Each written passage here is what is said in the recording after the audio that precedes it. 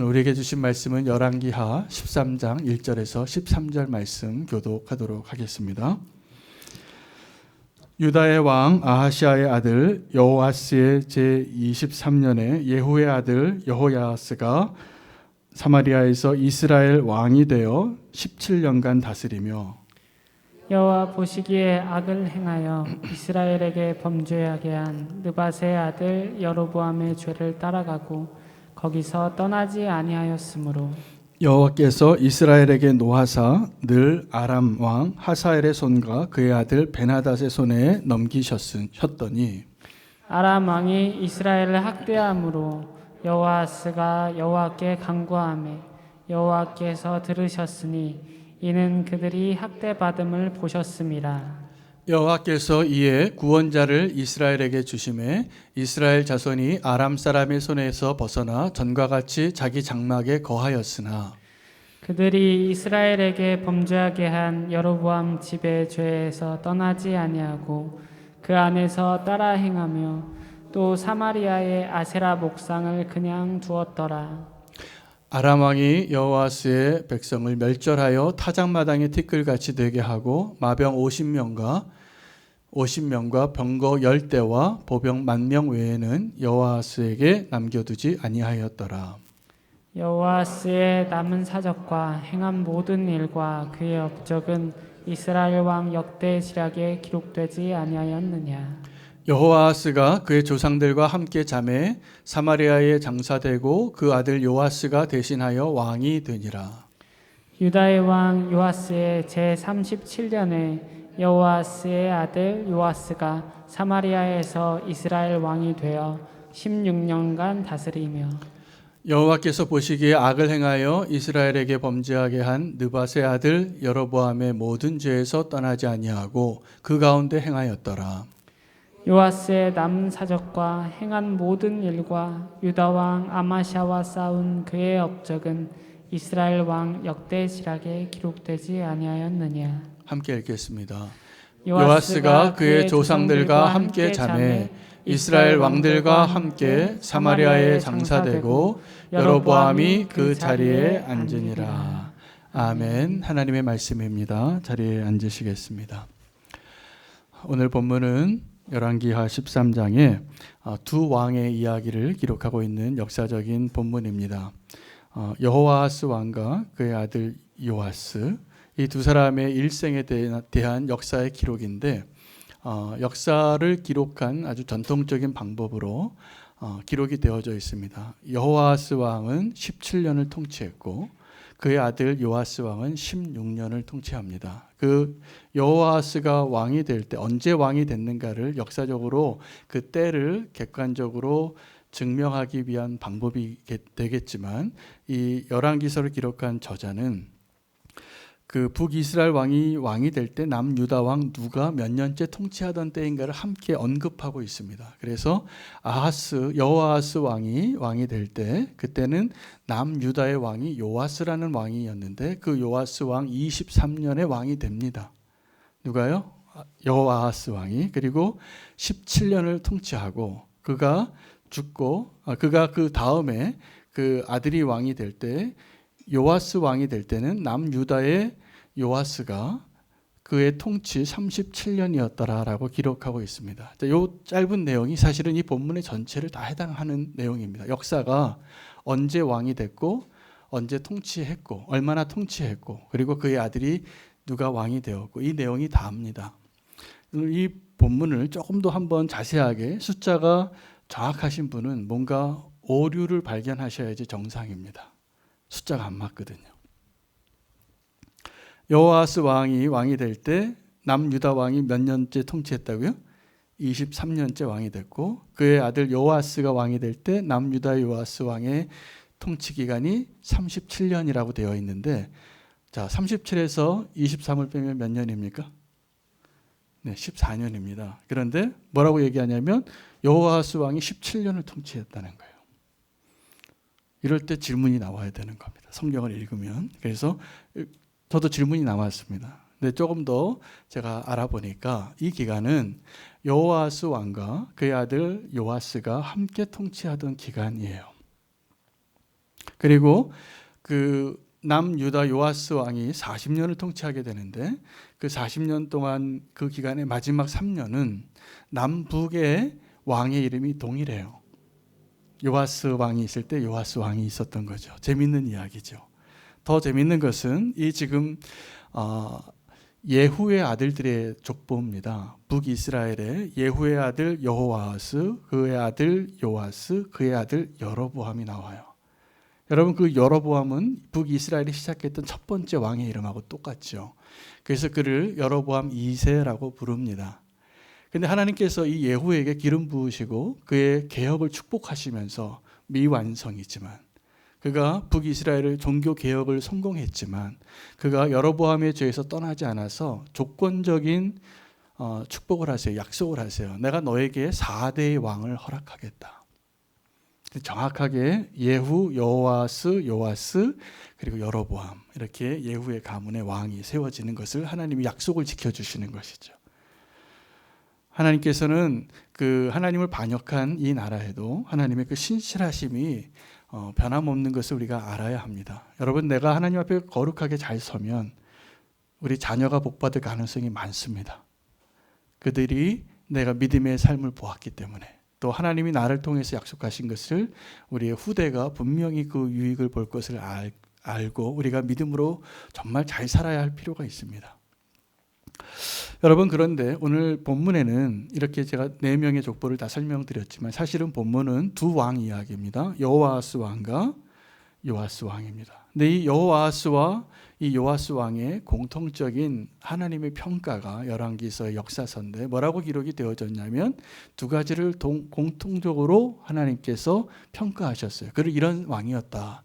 첫 번째는 그가 하나님 보시기에 악을 행한 왕이었어요. 두 사람이다. 또 하나는 그 두 사람이 동일하게 여로보암의 죄를 떠나지 않았더라라고 기록하고 있습니다.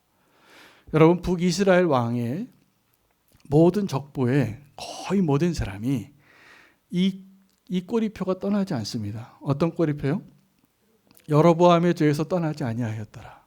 도대체 여로보암의 죄가 뭡니까? 여러분 아세요? 정확하게? 여로보암의 죄는 그가 르호보암이 너무나 미성숙한 왕이니까 하나님께서 그 나라를 떼주죠. 10지파를 가지고 여로보암이 북이스라엘을 시작할 때 이 백성들이 예루살렘으로 내려갈까 봐, 그래서 베델과 단에 성소를 하나 짓고 거기에 레위 지파가 아닌 다른 제사장을 세우고 하나님의 이름을 부르지만 우상을 세우고 예배하게 한 거예요. 이 죄가 어떤 죄냐 하면 그냥 약간 함량 미달의 예배 정도가 아니라 하나님은 그 여로보암의 죄를 오늘 수식어, 본문을 한번 보세요. 그 여로보암의 죄를 떠나지 아니하였더라라고 말한 그 본문에 앞에 이런 수식어를 담아요. 백성들로 하여금 죄를 짓게 하는 죄예요. 여러분, 이 죄가 무서운 죄입니다. 여러분, 저와 여러분이 지은 죄는 그래서 이런 죄들이죠. 내가 유혹에 넘어가서 지은 죄가 있어요. 내 욕심에 이끌려서 지은 죄가 있고, 내 마음에 악한 생각을 품고 하나님이 하지 말라는 것을 내가 범한, 그래서 내가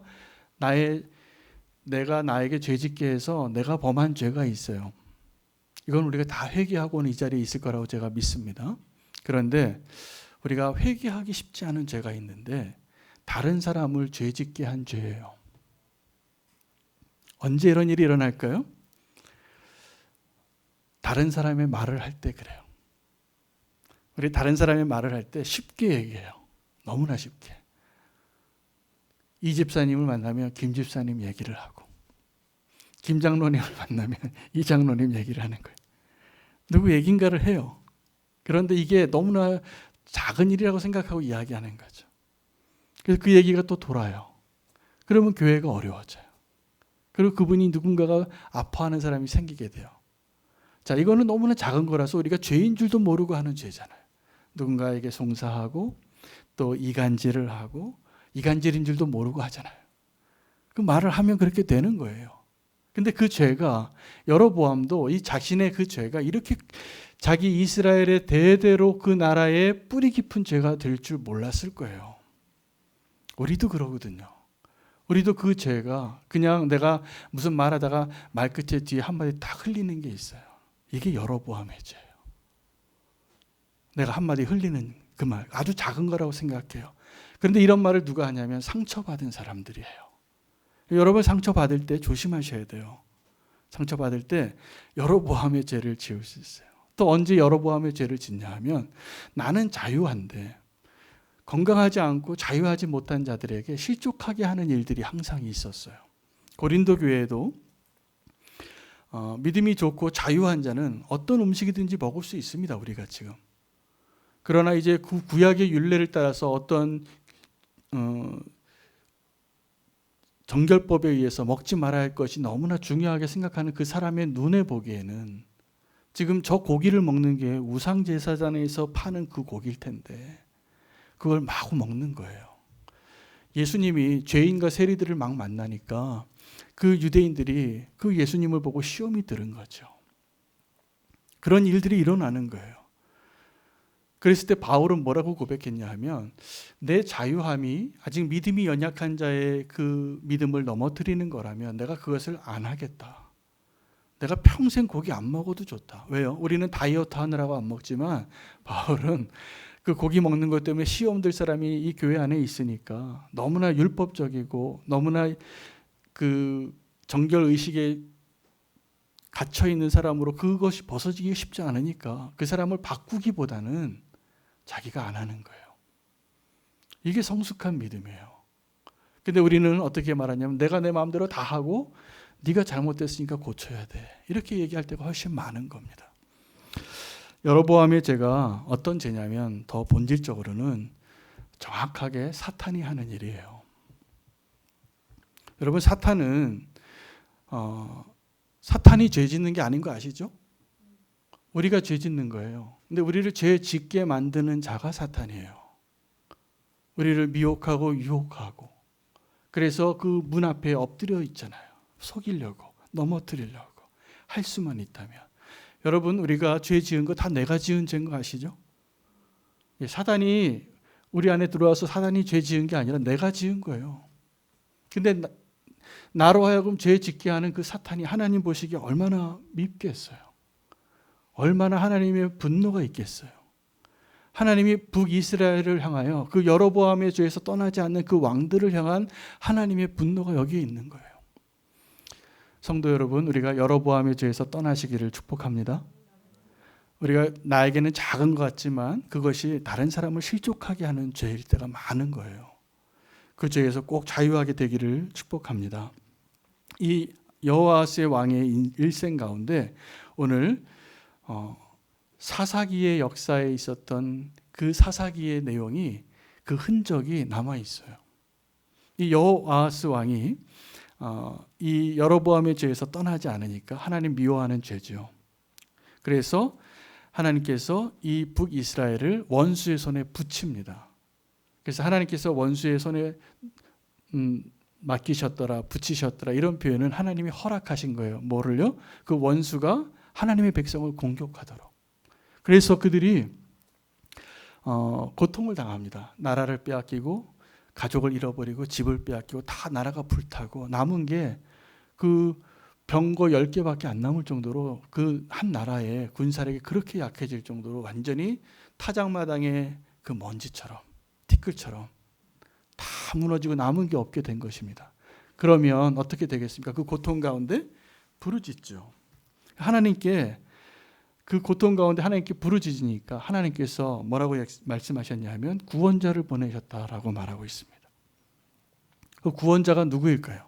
오늘 이 여호아스 왕의 구원자가 누구입니까? 오늘 본문에는 그 사람 이름이 안 나오고 하나님이 구원자를 보내셨다라고만 말하고 계세요. 제가 누군지 말씀드릴 수 있을 것 같습니다. 왜냐하면 다음 주에 설교할 본문에 그 사람이 나와요. 엘리사예요. 13장 14절에 보면 그 이스라엘 왕이 그 엘리사를 이제 죽을 병에 걸린 엘리사입니다. 그를 향하여서 이렇게 말해요. 이스라엘 왕이 엘리사에게 내 아버지여 내 아버지여 이스라엘의 병거와 마병이여 이렇게 말하면서 우리를 도와달라고. 그래서 엘리사가 그를 도와서 활 쏘게 하고 내리친 만큼 아람 군대를 이길 수 있게 약속하고 그 일이 나중에 성취돼요. 구원자가 누구라고요? 선지자 엘리사였어요. 자, 그런데 그 엘리사가 구원해 줬는데 하나님께서 오늘 그 본문에 보면 여호아스 왕이 여전히 하나님 보시기에 여로보암의 죄에서 떠나지 않더라요. 참 뿌리 깊습니다. 이 여로보암의 죄가. 그래서 하나님께서 또다시 하사엘과 그의 아들 베나닷 대를 이어서 북이스라엘을 괴롭히는 자로 남겨두시는 그 모습을 보게 됩니다.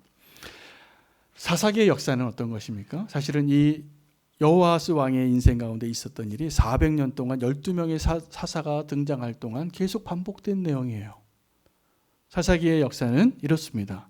그들이 하나님을 떠나서 범죄하니까 하나님이 그들의 원수의 손에 붙여서 그들을 침략해요. 다 뺏기고 죽임을 당하니까 부르짖어요. 부르짖으면 구원자를 보내시는데 그 구원자가 사사예요. 사사가 통치하는 동안에는 10년, 30년, 40년 평안한 시기를 보내지만 사사가 죽으면 또다시 그들이 이전에 지었던 죄를 반복하게 되는 일을 400년 동안 했다라는 이야기입니다. 사사기가 왜 그런 역사가 그토록 오랫동안 변하지 않고 진행이 되었냐면 그들에게 왕이 없었기 때문이에요. 왕이 없으면 자기 소견에 오른 대로 한 민족이 돼버립니다. 그러면 하나님이 도와주시고 구원해 주셔도 그것이 반복적으로 평행선을 이루게 되는 것이죠. 사사기의 역사는 그 반복되어지는 패턴 가운데 끊임없이 그 죄를 다시 짓는 이스라엘 백성과 끊임없이 그 이스라엘 백성을 용서하시는 하나님이 계속 평행선을 가는 거예요. 이렇게. 근데 그 평행선이 만나는 때가 언제냐면 구원자가 나타날 때예요. 사사가 등장할 때예요. 하나님이 왕이 되실 때예요. 하나님이 통치하실 때예요.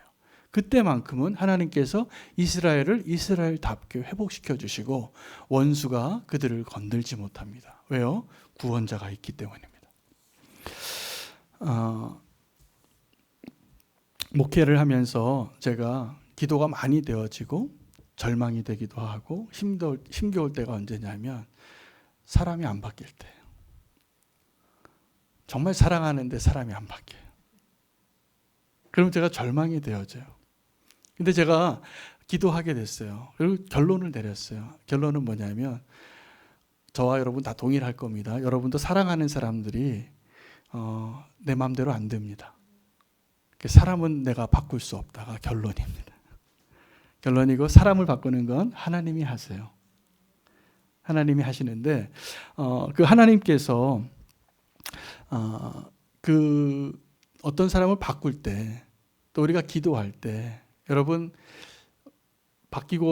바뀌었으면 좋겠는 사람이 주변에 많이 계시잖아요. 사랑하는 사람일수록. 근데 이게 사실입니다. 이게 굉장히 중요한 진리인데 아무도 못 바꿔요. 단 한 사람 빼놓고. 내 자신만 내가 바꿀 수 있습니다. 내 자신만. 그래서 만약에 누굴 바꾸고 싶으면 그 사람을 위해서 기도하시되 그 사람 바꾸려고 애쓰지 마세요. 그건 헛수고예요. 그건 불가능해요. 그 사람을 바꿀 수 있는 능력은 나에게 없고 오직 하나님이 바꾸시는데 우리에게 허락한 우리가 바꿀 수 있는 딱 한 명의 사람은 다른 사람이 아니라 내 자신입니다. 나를 바꾸시기를 축복합니다. 그러면 내가 그렇게 바꾸고 싶어하는 그 누군가가 바꾸는 일, 그 놀라운 역사가 시작이 됩니다.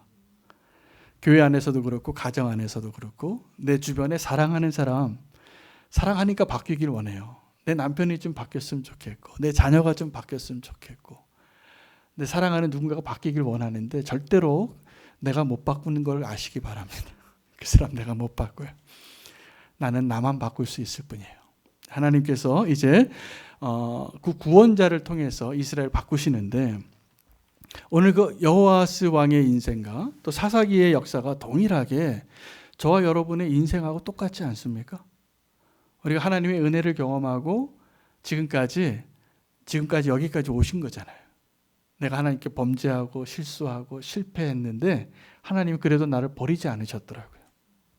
나 같은 사람을 그래도 이렇게 구원해 주시고 나 같은 사람을 그래도 이렇게 품어주셔서 지금 우리가 주의 백성이 되어서 이 주님을 만나는 예배의 자리에 있는 것은 변하지 않는 나를 기다려 주시고 그리고 나를 품어주시고 용서하셔서 우리가 오늘 이 자리에 있는 것이 분명합니다.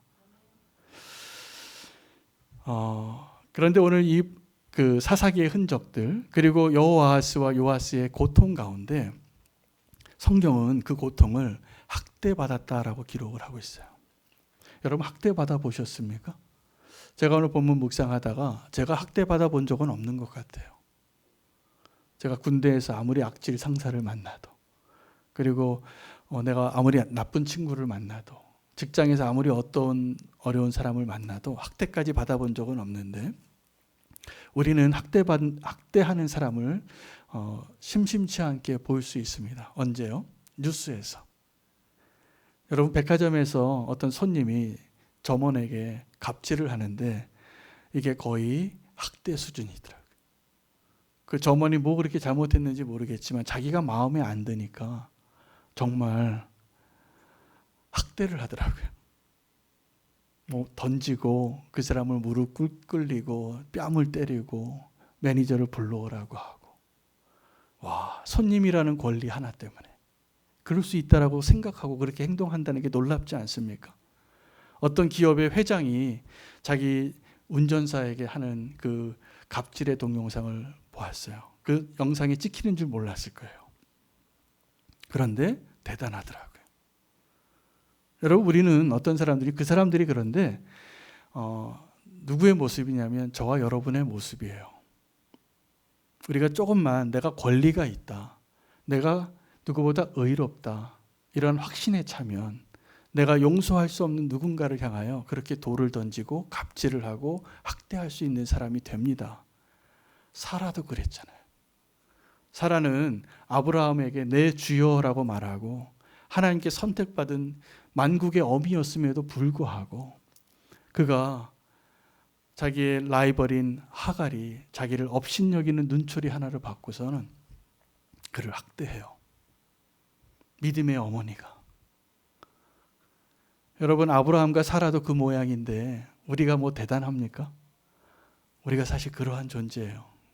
여건만 되어지면 내가 그럴 권리만 있다라고 생각이 되어지면 어저께 뉴스에 모든 신문에 모든 방송에 나온 한 사람의 이름이 있어요. 12년 전에 행했던 그 극악무도한 죄 때문에 아마 모든 백성이 온 국민이 차라리 감옥에 있는 게 낫지 왜 나와서 그 욕을 먹고 그렇게 고통을 당하나. 성도는 어떻게 해야 될까요? 그런 사람에게. 우리도 돌을 던져야 될까요? 예수님이라면 그 사람을 어떻게 대할까요? 분명히 죽어 마땅한 죄같이 우리는 생각하지만 하나님은 그 사람을 사랑해서 구원하길 원하시는 하나님이신 거예요. 우리는 돌 던질 자격이 사실 없는 겁니다. 우리는 교회 성도님들은 가서 돌 던지지 마시기를 부탁드립니다. 사실은 죄인일 뿐이에요. 누구와 같은? 저와 여러분과 같은 극악무도한 죄인이지만 여러분 하나님께서 허락하셔서 성도들에게 주시는 축복 가운데 하나가 고통입니다. 저는 이제 목회를 하면서 제가 굉장히 행복한 사람이더라고요. 제가 보니까 지금 제가 목양하고 있는 성도님들이 저보다 훨씬 고통이 많으세요. 아픔이 많아요. 내가 이해할 수 없는 아픔이에요. 예를 들면 암이 걸리셨어요. 근데 저는 암은 아직 안 걸려봤어요. 제가 위로하고 눈물 흘려도 그분만큼 제가 이해할 수 있을까요? 아니에요. 어떤 가정은 깨어졌어요. 막 남편이 제가 보기에 이해할 수 없는 존재예요. 저는 아직 그런 경험을 안 해봤기 때문에 제가 이해할 수 있겠어요? 어떤 자녀는 너무 속을 썩여요. 우리가 다 이해할 수 없는 아픔을 가지고 서로 살아간다는 것이죠. 그래서 아픔의 고통에는 두 종류가 있는데 다른 사람이 알지 못하는 나의 고통이 있고 내가 이해하지 못하는 다른 사람의 고통이 있는 겁니다. 근데 교회 안에서는 이 믿음의 공동체 안에서는 그 고통이 우리가 서로 사랑하고 하나 되어지고 함께 그리스도를 알아가기 위한 하나님의 축복의 통로예요. 도구예요.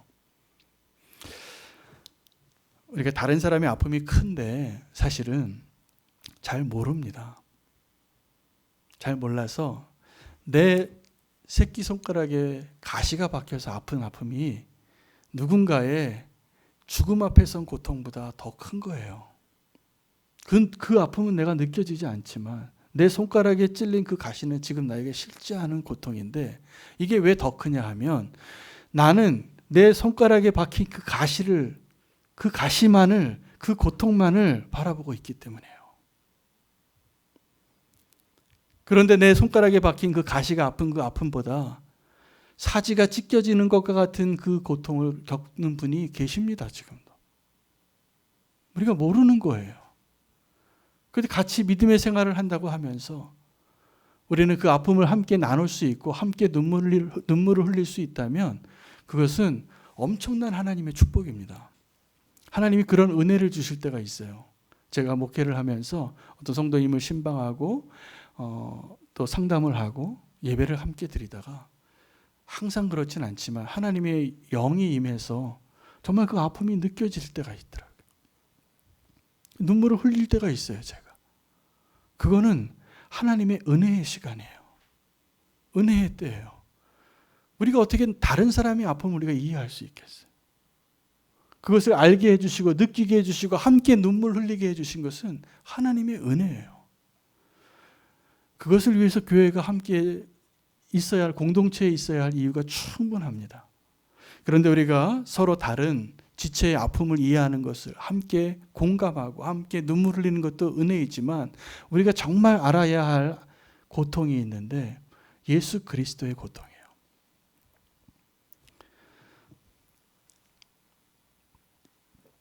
어떤 분들은 예수님을 너무 쉽게 믿으셔서 믿어진 것도 참 은혜죠. 예수님 믿어서 내가 구원받는 게 믿어진 거예요. 그래서 고백한 거예요. 내가 예수님 믿고 구원받고 싶다고. 하나님 그 은혜를 주시죠. 그런데 그 믿음의 고백만으로 우리가 예수 그리스도의 십자가를 다 알고 있지 못하는 것이 분명합니다. 그래서 하나님께서는 성도들에게 우리가 원하지 않지만 감당할 수 없지만 고난을 주시는 거예요. 그 고난을 통해서 예수 그리스도의 고통을 조금이라도 맛보아 보게 해 주시려고 저와 여러분이 갖고 있는 인생의 모든 문제는 예수 그리스도의 십자가와 연관이 있습니다. 왜요? 우리가 성도이기 때문에. 우리가 성도이기 때문에 우리가 지금 경험하는 모든 고난은 다 예수 그리스도의 십자가와 연관이 있는 것입니다. 그걸 통해서 예수님의 고통을 조금 더 알게 하시려고. 예수님의 십자가를 잠깐 지었던 구레네 사람 시몬이, 그가 그 육중한 십자가를 지고 가지 못하는 예수님을 대신해서 너무 연약한 육체셨으니까 그를 잠깐 도와서 몇백 미터 십자가를 지고 걸어간 그가 나중에 변해요. 그래서 마가복음 14장에는 그가 루포의 아버지 구레네 사람 시몬이 예수님의 제자로 교회 공동체 안에 있어서 그에게 안부를 묻는 거예요. 그가 왜 그렇게 가능했어요? 그리스도의 고통을 맛보았기 때문이에요. 여러분, 우리에게 허락하신 모든 고통을 인하여 감사하시기를 바랍니다. 문제들을 인하여 감사하시기를 바랍니다. 그것은 다 연관이 있어요. 무엇과 연관이 있다고요? 예수 그리스도의 십자가를 경험하는 것과 연관이 있습니다. 엘리사는 이 하사엘이 이스라엘을 얼마나 괴롭힐까를 미리 알았습니다. 그래서 열왕기하 8장 12절에 엘리사가 이 엘리사에게 기름 부을 때 그가 기름 붓다 말고 울었어요. 이 하사엘을 뚫어지게 쳐다보다가 눈물을 흘리니까 하사엘이 묻습니다. 네 주여, 왜 우십니까? 엘리사가 대답해요. 네가 이후에 행할 악을 내가 보았다고. 네가 어떻게 이스라엘 성을 불태우고 어떻게 장정들을 칼로 베고 어떻게 아이들을 내팽겨 치고 어떻게 그 부녀자의 배를 가르는지를 내가 보았다. 너무 잔인하다. 너 지금 이렇게 순진하게 순수하게 기름 붓고 아직 장관인데 네가 이 나라의 왕이 된다고 하니까 어리둥절해서 좋아하는 그 하사엘에게 네가 앞으로 어떻게 갑질을 하고 어떻게 학대할 것을 내가 보았다 라고 말하는 거예요. 여러분, 우리가 지금 하나님의 은혜의 자리에 이렇게 있지만 우리가 하나님의 통제에서 조금만 벗어나면 하사엘이 됩니다. 우리가 조금만 하나님의 은혜에서 떠나면 우리의 악한 본성이 얼마든지 고통을 주고도 눈 하나 깜짝하지 않는 그런 자가 될 겁니다.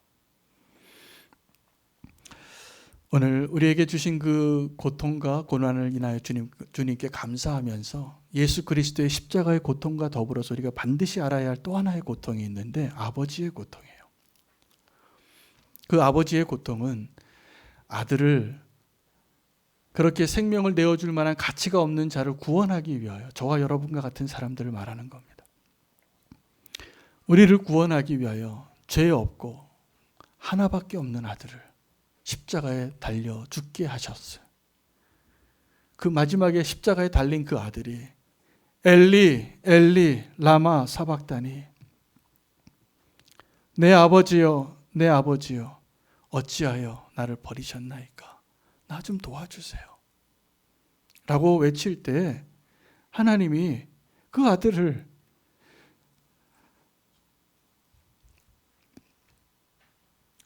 외면하시는 고통이에요. 여러분, 우리는 예수님 믿고 구원받는 것을 너무나 가볍게 생각하고 믿는 것 같지 않습니까? 우리가 구원받기 위해서 하나님이 행하신 일, 그 고통도 알지 못하면서 어떻게 우리가 은혜를 안다고 말할 수 있겠어요?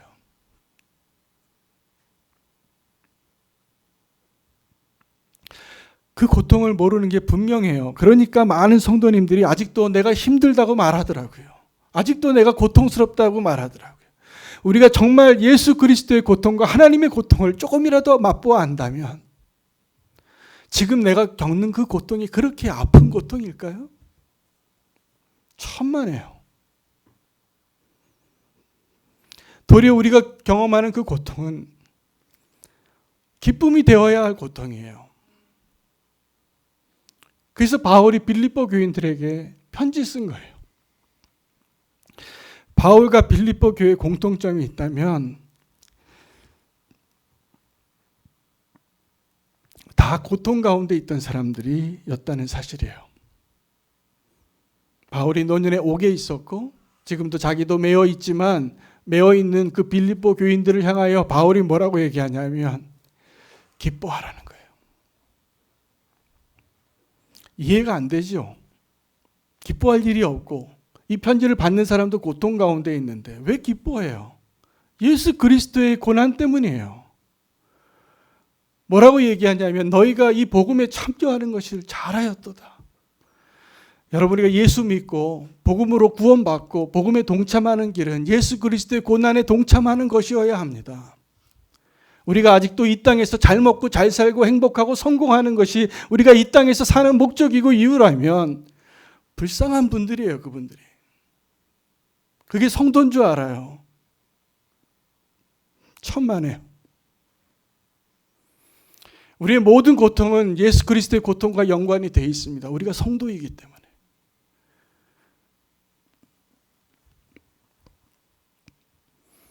하나님의 고통을 맛보아 아는 자가 되시기를 축복합니다. 그래야 하나님의 은혜를 아는 거예요. 하나님의 고통을 알게 될 때 하나님 우리에게 주신 은혜를 알게 되는데 우리는 그걸 모르고 계속 하나님께 더 달라고 하더라고요. 내가 힘들다고 하더라고요. 우리가 어떻게 하나님 앞에서 힘들다고 할 수 있어요? 사실은 내 손가락에 박혀있는 가시밖에 아니에요. 저와 여러분이 경험하는 모든 고통, 아무리 힘들어도 우리에게 이제 소망이 있다면 예수 그리스도의 복음에 참여하는 자가 되는 것이어야 합니다. 그것이 성도가 앞으로 정말 진정한 기쁨, 세상이 알지 못하는 기쁨, 흔들리지 않고 빼앗기지 않는 기쁨의 사람이 되는 길이에요. 예수 믿는다고 하면서 이 세상에 있는 것 조금 더 좋은 것 있을 때 더 기뻐하는, 맛있는 거 먹는 것 기뻐하는 것보다도 예수님 믿는 게 기쁘지 않다면 어떻게 성도입니까?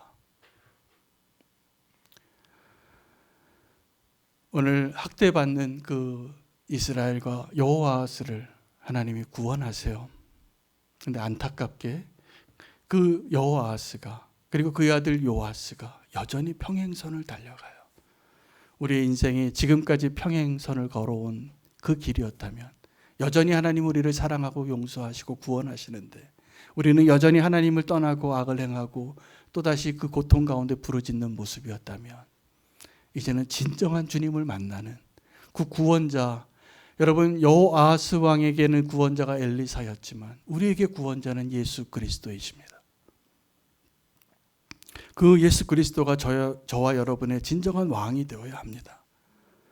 우리의 고통에 집중했던, 내 문제와 내 아픔에 집중했던 그 모습을 떠나십시오. 그리고 이제 그리스도의 고통과 하나님의 고통을 향하여 눈이 열리시기를 축복합니다. 그때 우리가 진정한 은혜를 경험하고 진정한 복음에 동참하는 자로 살기 시작할 것입니다. 오늘 그 은혜로 다시 한번 주님 앞에 결단하며 나아가는 저와 여러분 되시기를 축복합니다. 기도하겠습니다. 사랑의 주님, 고통 가운데 있었고 문제 가운데 있어서 하나님께 부르짖는 자로 있었지만, 이제 오늘 이 말씀을 통하여 하나님의 고통과 예수 그리스도의 고통을 발견하고 주님께로 그 은혜 가운데로 나아갈 수 있는 저희들 되게 인도해 주시옵소서. 내 문제와 내 아픔에 집중하여 그것이 아프다고 여로보암의 죄에서 떠나지 못하고 있었던 우리의 모습을 용서하여 주시고, 이제는 평행선을 걸어가는 가까이 할 수 없는 그 존재가 아니라 주님과 동행하고 주님의 복음에 동참하는 자로 살게 해 주시옵소서. 예수 그리스도 이름으로 기도합니다. 아멘.